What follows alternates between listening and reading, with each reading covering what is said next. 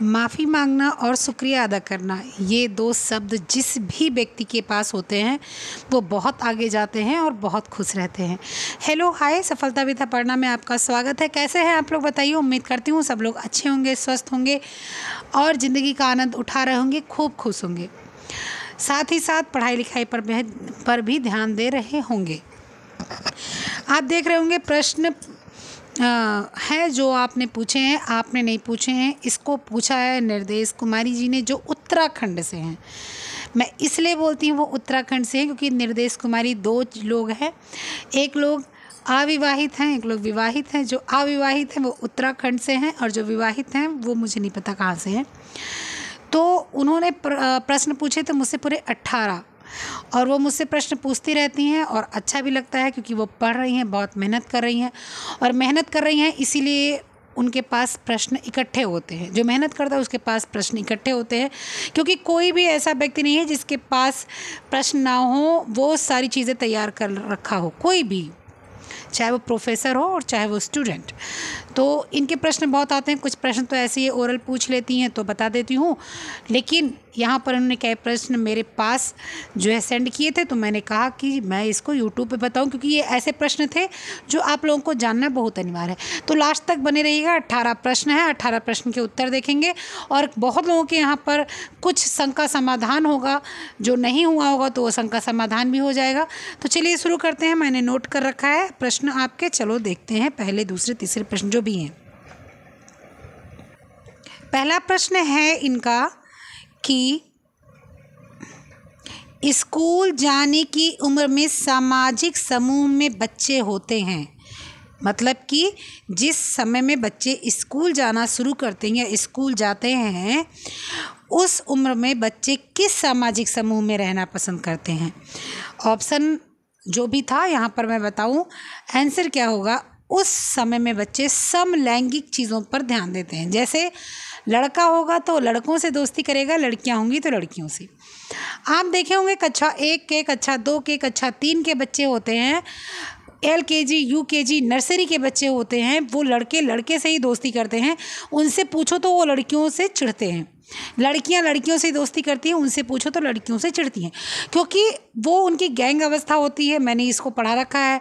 आपके जो है ये ऐसी अवस्था होती है जहाँ पर सिर्फ आप क्या करते हैं, गैंग, आप अगुवाई करने की कोशिश बच्चे करते हैं, तो उसमें बच्चे उन्हीं की अगुवाई कर सकते हैं जो उनके समकक्ष हों, है ना। और उसमें जो समलैंगिक अवस्था होती है उसी में बच्चे खुश रहते हैं।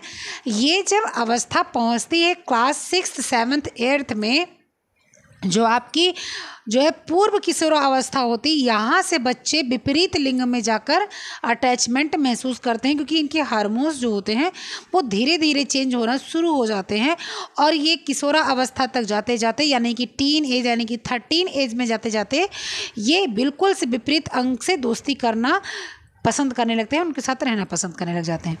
तो आपका ये जो पहला जो है आपका स्कूल जाने की उम्र में सामाजिक समूह में बच्चे कैसे होते हैं, समलिंगिक होते हैं। समलिंगिक अवस्था उनको पसंद होती है। ठीक है, ठीक है, चलिए, समलिंगिक अवस्था पसंद होती है।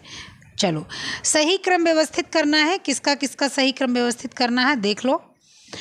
क्या है सही क्रम व्यवस्थित करें। जननांगी अवस्था, गुदीय अवस्था, प्रसूप्ति अवस्था, लैंगिक अवस्था। इन अवस्थाओं को फर्स्ट से आखिरी तक लगाना है और ये क्वेश्चन नंबर क्या है 2 है। ठीक है, अब इनको देखो क्या है।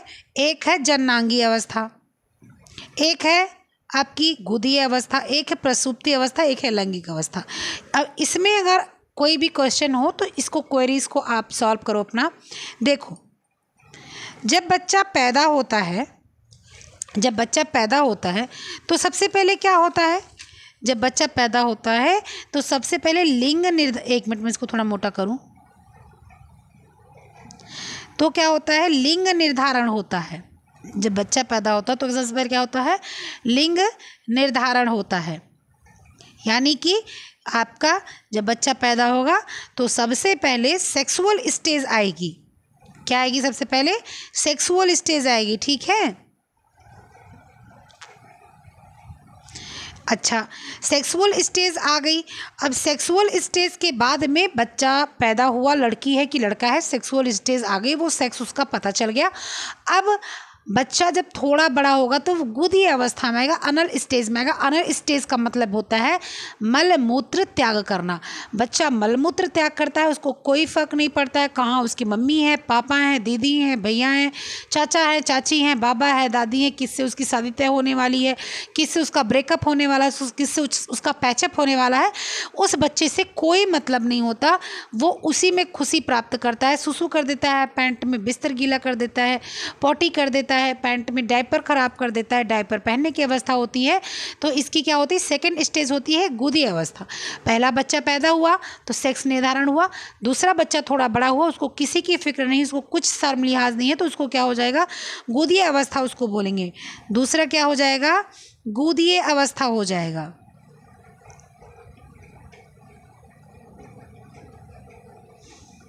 गुदीय अवस्था मतलब अनल स्टेज, ठीक है, गुदी अवस्था। अब तीसरी अवस्था क्या हो जाएगी, अब बच्चा जो है पैदा हुआ, लड़की है लड़का, सेक्स उसका निर्धारण हो गया, फिर बच्चा थोड़ा बड़ा हुआ, वो बिल्कुल बिंदास फ्री स्टाइल में होके वो अपना बाथरूम कर रहा है, लैट्रिन कर रहा है, सब कुछ कर रहा है। उससे जब बड़ा होगा तो बच्चा जनन अंग उसके विकास होंगे, बच्चे के जनन अंग विकास होंगे। लड़का होगा तो उसके लिंग जो उसका सिसन है, यानी कि जो उसके जो है पेनिस हैं वो बड़े होंगे, उसके हार्मोन्स लेवल चेंज होगा, थायराइड ग्रंथि उसके अलग तरीके से उसके हार्मोन्स विसर्जित होंगे। लड़कियां होंगी तो उनके जो है अपने शरीर के बनावट अंतर आएगा, उसमें हार्मोन्स चेंज होंगे, उनके ब्रेस्ट में उनके उभार बढ़ेंगे, उनके अंदर की जो अवस्थाएं जो आंतरिक हैं जो है मेंस्ट्रुअल साइकिल, ये सारी चीज़ें जो है क्या होंगी, विकसित होने लगेंगी। ठीक है, तो ये क्या आ जाएगा, जननांगी अवस्था यहाँ पर शुरू हो जाएगी। ये पहला हो गया, ये दूसरा हो गया, और तीसरी अवस्था क्या हो जाएगी, जननांगी अवस्था हो जाएगी। ठीक है, जननांगी अवस्था जिसको क्या बोलते हैं, जिसको बोलते हैं जेनेटिकल या जेनेटियल। ठीक है, अच्छा, अब ये आपकी तीसरी अवस्था। चौथी अवस्था क्या है, ऑप्शन में हाइबरनेशन। हाइबरनेशन का क्या मतलब है कि अब जनन अंग तैयार हो गया है, तो अब जो व्यक्ति होगा वो सुसुप्त अवस्था में चला जाएगा। मतलब अब उस हर चीज़ों को ढक के रखेगा, अब हर चीज़ों को उभारना नहीं है, अब उसका लिंग हो गया, पता चल गया, उसका गुदी अवस्था बीत गई, बिंदास जीवन जीने की अवस्था बीत गई। अब उसके जो सेक्सुअल जो अंदर की बदलाव होने वाली चीज़ें थी, जो जननांगी अवस्था थी, वो बीत गई। अब वो हाइबरनेशन करेगा, यानी कि अब सुसुप्त अवस्था में चला जाएगा। अब वो अच्छे से तैयार हो गया है, अब वो कपड़े पहन के रखेगा, अब वो बातचीत में अपने ऐसी चीज़ें नहीं बोलेगा जो है भद्दी दिखें। अब वो किसी भी ऐसे लड़का लड़की से ऐसे जो है किसी भी सामाजिक क्षेत्र में लिपट नहीं जाएगा। अब वो क्या हो जाएगा, वो छुप के रहेगा, ढक के रहेगा, अपनी अवस्थाओं को ढांक के रखेगा।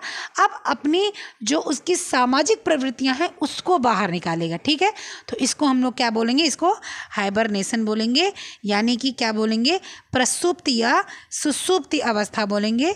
ठीक है, प्रसुप्ति अवस्था बोलेंगे। ये हो गया आपका।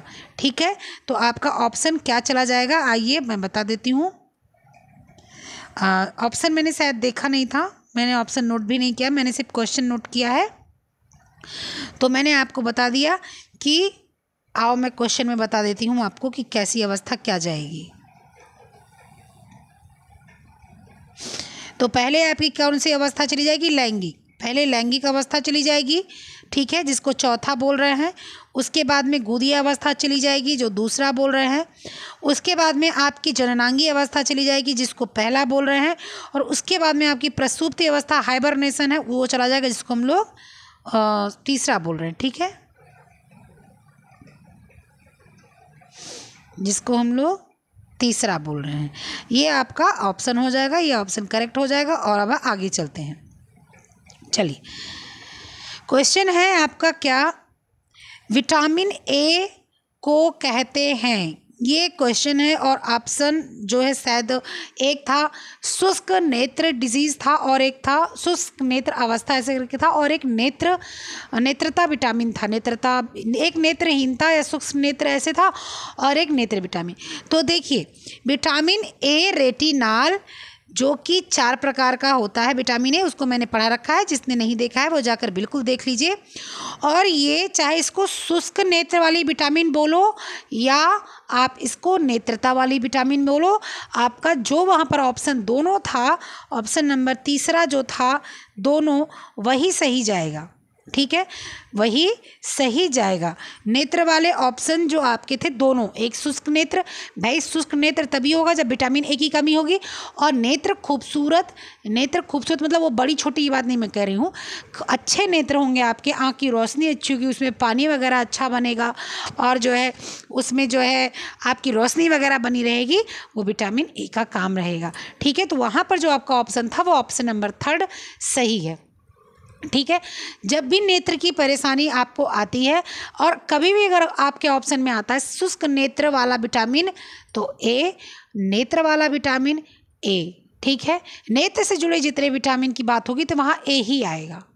ठीक है, चलिए नेक्स्ट क्वेश्चन क्या है कि मिर्च का समृद्ध स्रोत क्या है, मतलब कि हरी मिर्च या लाल मिर्च दोनों में सबसे ज़्यादा, समृद्ध मतलब बहुत अच्छा। ठीक है, तो मिर्च जो होती है हरी वाली, उसमें भी विटामिन सी की प्रचुर मात्रा होती है, भर भर के होता है, और जो लाल वाली मिर्च होती है उसमें भी विटामिन सी बहुत होता है।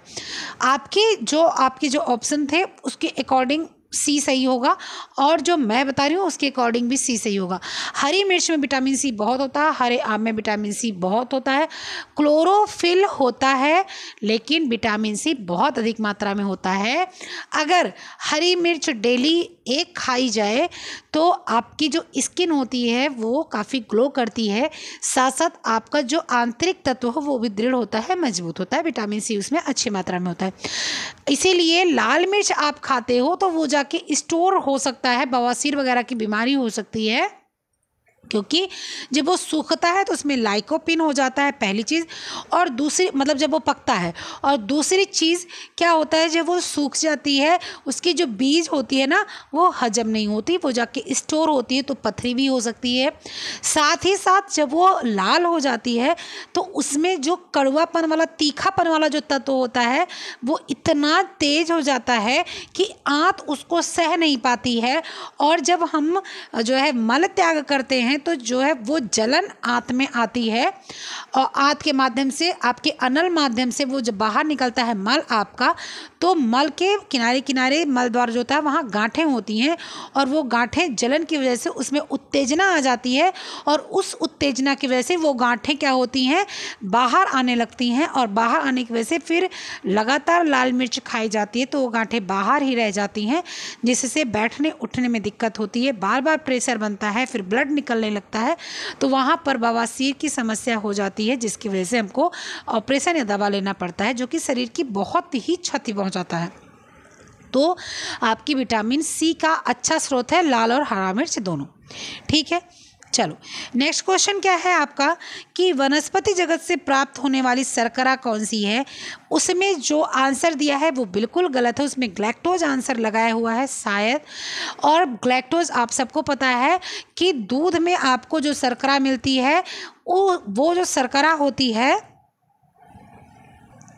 लैक्टोज, और लैक्टोज जब ग्लूकोज के साथ में क्रिया करती है तो ग्लैक्टोज बनता है। और ग्लैक्टोज जो होता है आपका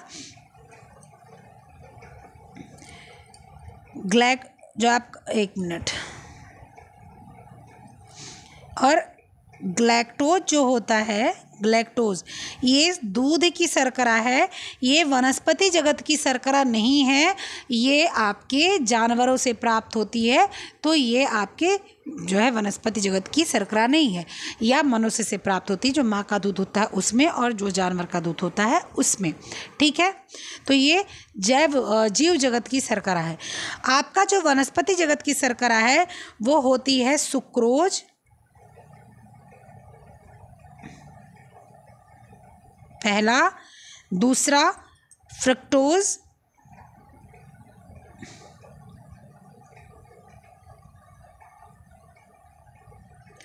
तीसरा माल्टोज। इसको दूसरे पेज पर देखिए। वनस्पति जगत की शर्करा आपकी क्या क्या है? सबसे पहले आपकी आ जाएगी सुक्रोज। किससे बनती है? किससे बनती है? गन्ने से। दूसरा फ्रक्टोज। किससे बनता है? फल से।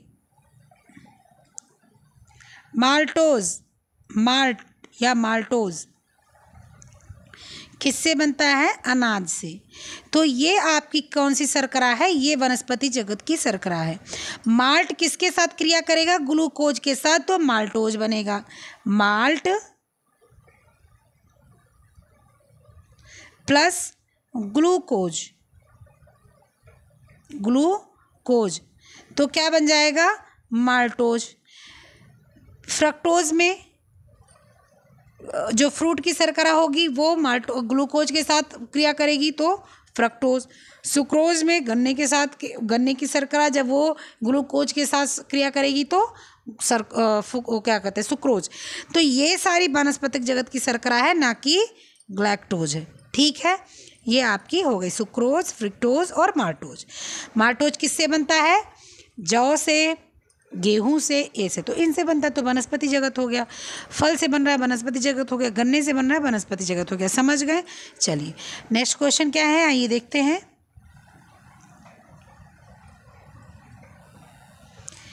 बीमारी जिसमें उच्च मात्रा में रुधिर में यूरिक एसिड प्रधान रूप में पाया जाता है, ऐसी कौन सी बीमारी है जिसमें यूरिक एसिड प्रधान रूप से पाया जाता है? तो इसको ध्यान में अपने हमेशा के लिए रख लीजिए, आज नहीं आदि के लिए, क्योंकि आज का जो ज़माना है 25 साल 22 साल की उम्र में आपको रूमेटाइड आर्थराइटिस या बोलेंगे उसको हम लोग वात गठिया, रूमेटाइड आर्थराइटिस या वात गठिया। तो आपकी एक होती है गठिया, ठीक है, जिसको हम लोग क्या बोलते हैं? Arthritis, arthritis. ये यूरिक एसिड से होता है, इसमें यूरिक एसिड बढ़ जाता है, और जब यूरिक एसिड बढ़ता है तभी गांठों में दर्द होता है। एक आपका होता है वात गठिया, जिसको रूमेटाइड अर्थराइटिस बोलते हैं, जिसको क्या बोलते हैं? Rheumatoid arthritis.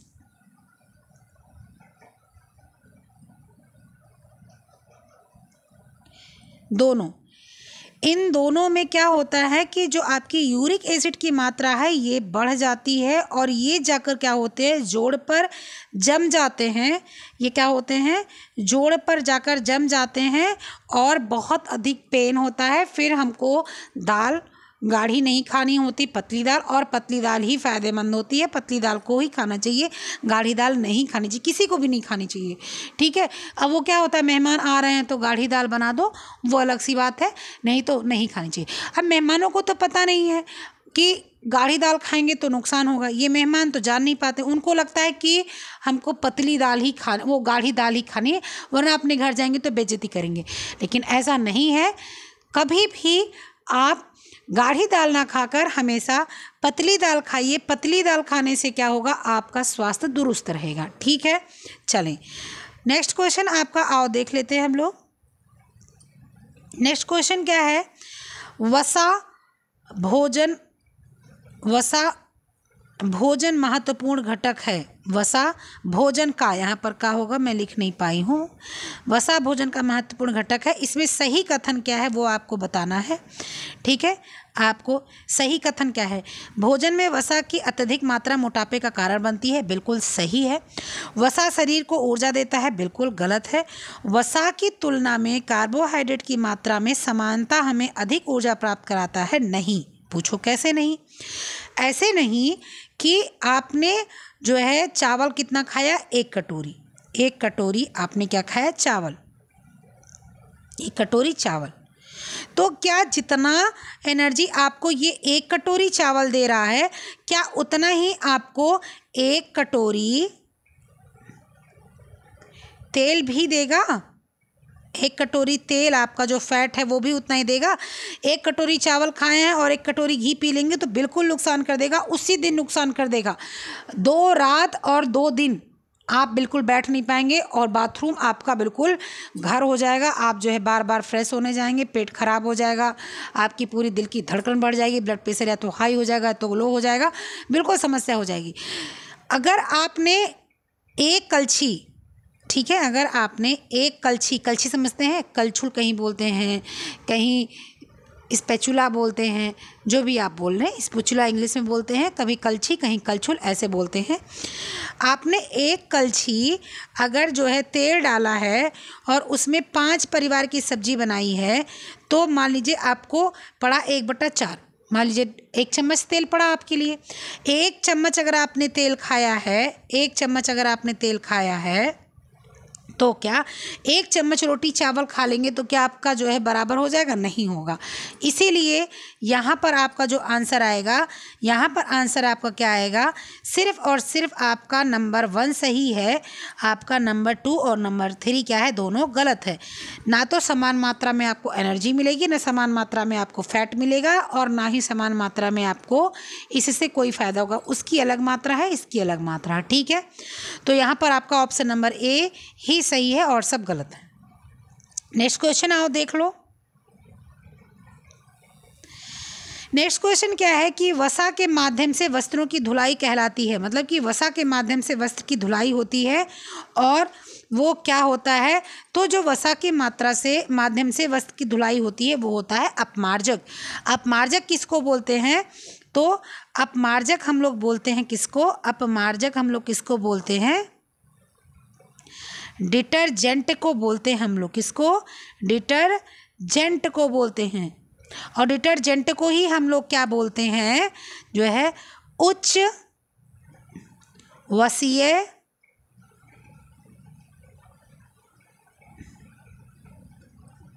कार्बनिक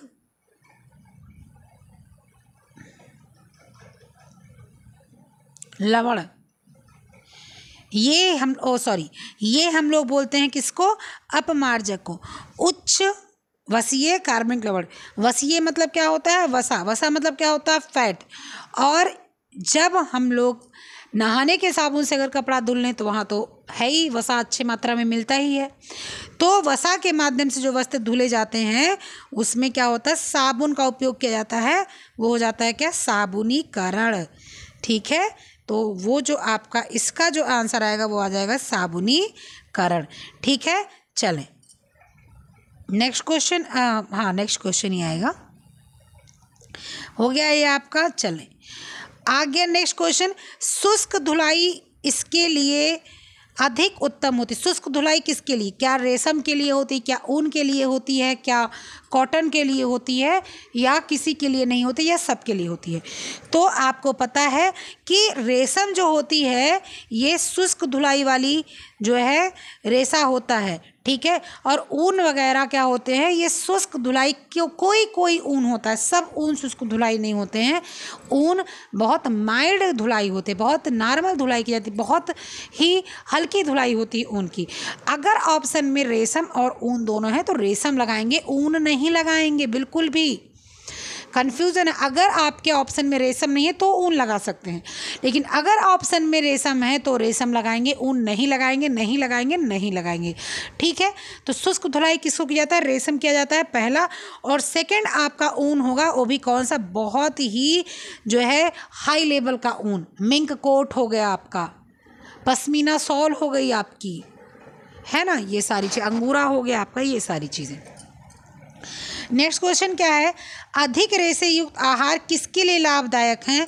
तो अधिक रेशे युक्त आहार आपके जो दिल का मरीज होगा, हार्ट का, उसके लिए भी, दिल के लिए भी, साथ ही साथ कब्ज के लिए भी, और साथ ही साथ मधुमेह के लिए भी, मधुमेह के लिए भी रेशे युक्त आहार बहुत आवश्यक है। इन तीनों बीमारियों में आपको फाइबर युक्त आहार लेना है। कन्फ्यूज़न हो अगर सिर्फ कब्ज का तो बिल्कुल कब्ज मत कन्फ्यूज़न रखिएगा। जब आपको दिल का दौरा पड़ने की समस्या आती है तो डॉक्टर बोलते हैं तेल वाली चीज़ें मत खाओ, चोकर युक्त आहार खाओ, जब शुगर होता है तो डॉक्टर बोलते हैं चिकना पदार्थ मत खाओ, चोकर युक्त आहार खाओ, फल ऐसे खाओ जिसमें फाइबर हो, मीठा कम हो, जैसे अनार खाओ, छिलके से बीज सहित खाओ, आप जो है सेब खाओ, छिलके सहित कूच के खाओ, आप बादाम खाओ, बादाम को छिलके निकाल कर खूब कूच के खाओ, बादाम में बहुत फाइबर होता है। ऐसी सारी चीज़ें खाने का सलाह दिया जाता है। ठीक है, चलो नेक्स्ट क्वेश्चन क्या है, उत्तम परिवार से क्या बनता है? धर्म बनता है, समाज बनता है, राष्ट्र बनता है, या कुछ नहीं बनता? तो उत्तम परिवार से आपके धर्म का निर्माण नहीं होता, धर्म आपका अपना है। उत्तम परिवार हो या बेकार परिवार हो, अगर हम हिंदू धर्म में जन्मे हैं तो हमारा धर्म हिंदू रहेगा, मुस्लिम धर्म में जन्मे हैं मुस्लिम रहेगा, सिख ईसाई जिस धर्म में जन्मे हैं वो रहेगा। धर्म बदल के शादी ब्याह हो जाता है तो वो उसकी मर्जी है, पर्सनल मैटर है, उसका कोई उपाय नहीं है। इसलिए इस ऐसे सवाल अगर दिमाग में आ रहे होंगे तो निकाल दीजिए कि हाँ, अगर हिंदू लड़की मुस्लिम से कर ले, मुस्लिम लड़का हिंदू से कर ले, तो वहाँ पर उसकी अलग मैटर। भाई वो अपना धर्म माने, वो अपना धर्म माने, दोनों अपना धर्म परिवर्तन कर ले, जैसे उसकी मर्जी है। अच्छे परिवार से समाज का निर्माण होता है। ठीक है, अच्छे परिवार से किसका निर्माण होता है? समाज का निर्माण होता है, पहले समाज का, और समाज से राष्ट्र का निर्माण होता है। इसलिए जब राष्ट्र कोई लगाया होगा तो वो गलत है। अच्छे परिवार से समाज का निर्माण होता है, हर जगह लिखा हुआ है कि अच्छे समाज की नींव क्या होता है? परिवार, और अच्छे परिवार की नींव, अच्छे परिवार से अच्छा समाज बनता है, और समाज से राष्ट्र बनता है। ठीक है, तो यहाँ पर ऑप्शन आपका क्या चला जाएगा? समाज चला जाएगा, समाज बिल्कुल करेक्ट है। नेक्स्ट क्वेश्चन क्या है, अंडे में पाया जाने वाला पाइसीकरण एजेंट है। तो सबको पता है कि अंडे में पाया जाने वाला पाइसीकरण है लेसीथीन। ठीक है, क्या है? लेसीथीन। ये पाइसीकरण एजेंट है, ये क्या होता है? इमल्सिफाइंग एजेंट है ये, और यही इसी से मेयोनीज बनता है। इसको फेंटा जाता है ऑयल में मिलाकर, और इसके बाद ऑयल में जब मिलाकर अंडे को फेंटा जाता है, इसकी जर्दी को, पीले वाले भाग को, तो क्या होता है? एक झाग उत्पन्न होता है जो होता है लेसीथीन, और बहुत देर तक जब इसको फेंटा जाता है तो ये वाइट कलर का परिवर्तित हो जाता है, इसीलिए मेयोनीज बनता है। मेयोनीज आपके अंडे की जर्दी और तेल को फेंट कर बनता है। ठीक है, चलो नेक्स्ट क्वेश्चन आपका क्या है, आओ देखते हैं।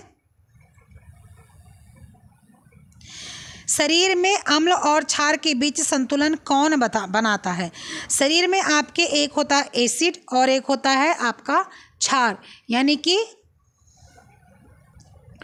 और इन दोनों के बीच में संतुलन कौन बनाता है? फास्फोरस। फास्फोरस, अच्छा, फास्फोरस संतुलन तो बनाता है, लेकिन संतुलन बनाने में जो कार्य करता है वो कार्य करता है सोडियम। ठीक है, सोडियम कार्य करता है, सोडियम बाइकार्बोनेट नहीं, सोडियम कार्य करता है। सोडियम अम्ल और क्षार के बीच में क्या करता है? दोनों को साथ में लाने के लिए कार्य करता है, और जो संतुलन बनाने का कार्य करता है, तब जब वो कार्य करता है सोडियम इनके साथ में, और जब कार्य करने लगता है सोडियम, तो संतुलन जो बनाता है वो बनाता है कौन?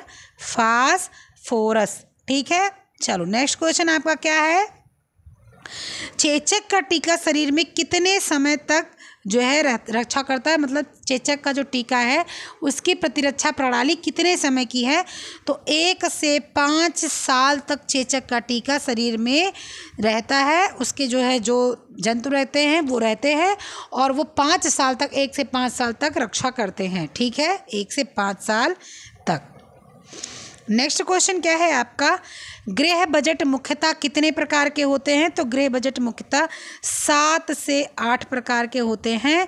अच्छा, 7-8 प्रकार क्यों बोला जा रहा है? कहीं कहीं एक को दो, मतलब 2 को 1 में मिला देते हैं, अलग कर देते हैं, इसलिए जो आपका मुख्य जो होगा वो कितना हो जाएगा? वो आपका हो जाएगा 8। ठीक है, 8। आपका जो गृह बजट है वो कितना? 8 प्रकार का होता है। 8 प्रकार का कौन कौन सा होता है? आओ दिखा देते हैं 8 प्रकार का बजट। 8 प्रकार होता है। पहला क्या होता है? पहला आपका बचत का बजट। बचत, मैं सिर्फ शॉर्ट फॉर्म में लिख रही हूँ, आप बताना, आप लिख लेना। बचत का बजट होता है। दूसरा घाटे का बजट होता है। ठीक है, तीसरा संतुलित बजट होता है। चौथा आंशिक बजट होता है। 5वां पूर्ण बजट होता है। 6वां वास्तविक बजट होता है।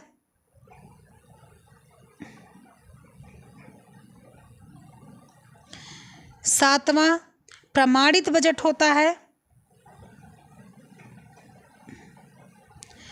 8वां सात क्या था, 1 2 3 4 5 6 7, ठीक है। और 8वां आपका क्या होता है, मूल्य बजट होता है, ठीक है। क्या होता है, मूल्य बजट। ये आपके होते हैं कितने, 8 बजट होता है आपका, ठीक है। चलिए नेक्स्ट क्वेश्चन आपका क्या है, घ्राण ग्राहियों का कार्य है। घ्राण मतलब होता सूंघना, ठीक है। अगर नहीं पता हो तो लिख लीजिए, घ्राण मतलब होता सूंघना। तो घ्राण ग्रहियों का काम क्या होता है, सूंघने वाले ग्रहिणियों का काम क्या होता है, सूंघना होता है, ठीक है। क्या होता है, सूंघना होता है, सूंघना, खुशबू लेना, बदबू लेना, ये होता है घ्राण ग्रहियों का कार्य, ठीक है। प्रकाश, सूर्य प्रकाश अवरोधक किस वस्त्र में अधिक होता है। ये जो ऑप्शन था वो ऑप्शन देके मेरा बड़ा दिमाग घूम गया कि कांच, उसमें ऑप्शन राइट दिया है, जो आपने निर्देश जी ने जो क्वेश्चन भेजा है उसमें जो राइट ऑप्शन है कांच। अरे देवी जी, जिसने भी ये टिक लगाया हो मुझे नहीं पता, ठीक है। ये बताओ कांच कैसे होगा। कभी कार में आप बैठे हो, ठीक है, कार में आप बैठे हो कभी भी, चाहे मार्केट जा रहे हो, आप घूमने जा रहे हो कभी भी, और धूप जब बहुत तेज़ होती है तो शीशे पर डायरेक्ट सूरज की रोशनी पड़ती है तो लगता है अंदर से शरीर जल जा रही है, होता है ना। वहीं अगर उसी खिड़की पर कॉटन का पर्दा लगा होता है, कभी आप जा रहे हो किसी गाड़ी से, अपने ही गाड़ी से जा रहे हो, आपने, बहुत लोगों की गाड़ी में पर्दे लगा दिए जाते हैं, कॉटन का पर्दा लगा होता तो भी क्या सूरज की रोशनी उतनी ही तेज आती है। सबसे आसान उदाहरण बता रही हूँ, सबके पास आज के ज़माने में कार है। अगर नहीं भी है तो किसी कारण से नहीं कि धन नहीं है, इसलिए लोग नहीं रखते हैं कि जो है गाड़ी रोज़ चलती नहीं तो खड़े करने से फ़ायदा क्या है। तो कहीं जाना हो तो कार, आप जो है कार अपना अवेलेबल करवा लो पैसे दे के। पैसे सबके पास है आज के ज़माने में काम भर के। और आप जब कार पे यात्रा करते हो, मान लो किसी कारणवश किसी के पास ना हो कार, नहीं यात्रा किया, बस पे यात्रा किया होगा, ट्रेन पे यात्रा किया होगा, तो आप जब शीशे के पास बैठते हो और धूप लगती है, इतनी तेज़ धूप लगती, लगता है कि पूरा जल जा रहा है, पूरा आपका हाथ पे या मुंह पे जहाँ भी वो जो है रिफ्लेक्शन सूरज का पड़ता है शीशे पर, और शीशे से अंदर लगता है जल जा रहा है। लेकिन वहीं अगर कॉटन के कपड़े का पर्दा लगा दिया जाता है, या आपने कोई कॉटन का कपड़ा ले रखा है उसको अपने हाथ पे या मुँह पे डाल लेते हो, रुमाल वगैरह, तो बहुत आराम मिलता है, ठीक है। तो यहाँ पर क्या हो जाएगा, कपास हो जाएगा। कपास सबसे ज़्यादा होता है, इससे ज़्यादा कुछ नहीं होता। नेक्स्ट क्वेश्चन क्या है, अबाका के तने से प्राप्त होता है क्या। ये मैंने वहीं पर आंसर कर दिया था, अबाका के तने से प्राप्त होता है हेम्प, ठीक है। अबाका के तने से जो है जो प्राप्त होता है रेशा, उसको हेम्प कहते हैं, ठीक है, उसको क्या बोलते हैं, हेम्प। तो ये आज के 18 क्वेश्चन थे, देख लीजिए 18 क्वेश्चन है, 10 5 15 16 17 18 क्वेश्चन थे। 18 क्वेश्चन के मैंने आंसर दे दिए हैं। कहीं भी कोई भी समस्या हो तो पूछ सकते हैं, और इसी तरह से आप सब लोग अपने अपने क्वेश्चन को पूछ सकते हैं। आप सब लोगों को पूरा जो है ये जो है अपना अधिकार होना चाहिए कि आप अपने क्वेश्चन को कहीं भी सॉल्व कीजिए, किसी के पास जाकर पूछिए, आपको उत्तर मिलना चाहिए। तो कैसा लगा सेशन ज़रूर बताइएगा आप लोग, और लास्ट तक अगर आए हों तो कोई भी क्वेश्चन अगर हो तो आप बिल्कुल उसको पूछिए। साथ ही आप टेलीग्राम से जुड़िए, वहाँ पर बहुत अच्छे क्वेश्चन मैं डालती हूँ, और पता नहीं क्यों जहाँ पर कुछ नहीं है, सिर्फ बातचीत है, लोग वहाँ पर जुड़ते हैं। जहाँ पर सिर्फ और सिर्फ क्वेश्चन और काम की चीज़ें, वहाँ लोग नहीं जुड़ते हैं। तो बिल्कुल जुड़िए, वहाँ पर मैं वॉइस नोट भी डालती हूँ। हाँ, आज मैंने एक बहुत ही इंपॉर्टेंट चीज़ बताई थी, बुक में बहुत बड़ी मिस्टेक हो गई है, उसको मैंने सही कराया था। यहाँ पर मैं नहीं बोलूँगी क्योंकि जो है अच्छा नहीं लगता किसी बुक के बारे में बुराई करना। तो आप वो वॉइस नोट मैंने टेलीग्राम पर भी दिया है और मैंने अपने व्हाट्सएप पर भी दिया है। आप बिल्कुल ऐड हो जाइए, व्हाट्सएप पर या टेलीग्राम पर जाकर ऐड हो जाइए। डिस्क्रिप्शन लिंक में, आप डिस्क्रिप्शन बॉक्स में में आपको लिंक मिल जाएगा, आप वहाँ से ऐड हो जाइए। बिल्कुल आप अपने समस्या का समाधान कीजिए, कुछ मुझे जो मिलता है मैं वो डालती रहती हूँ, तो इस तरह से आपकी तैयारी बेहतर होती जाएगी। और तैयारी में बिल्कुल जो है ऐसी चीज़ें मत लाइएगा जो आपको लेजीनेस आपके लिए आए, ठीक है। चलिए फिर मिलते हैं, ख्याल रखिएगा, मस्त रहिए, खुश रहिए, ओके बाय।